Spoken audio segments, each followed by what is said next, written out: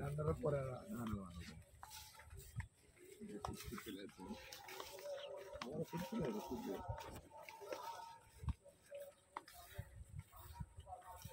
দারুণ ধানে ভালো হয়।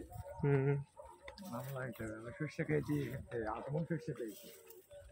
8 মণ সর্ষের দাম কত জানো? কত? 8 মণ সর্ষের দাম 3,24,000 টাকা। 24,000 টাকা? হ্যাঁ, 24,000 পেয়ে গেছি। 3,000 টাকা মণ? হ্যাঁ, খরচ হচ্ছে 3,000, 2,000, 5,000, 1,000 টাকা ট্রলি, 6,000 টাকা খরচ হয়েছে। এলে লাভ কত টাকা?